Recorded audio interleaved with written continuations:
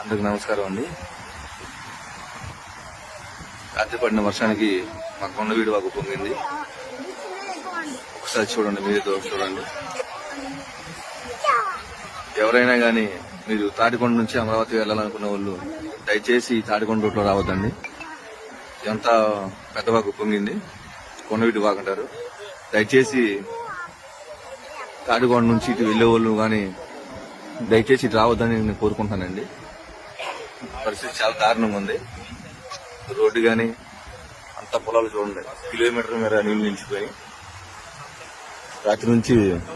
రాత్రి పడిన వర్షానికి కొండవీడు వాకు ఫుల్ గా పొంగుతుంది. పిల్లోడిని స్కూల్ తీసుకెళ్దామని వచ్చానండి తాడికొండ. తీరా ఇక్కడ చూసేపాటికి అంత నీళ్లు.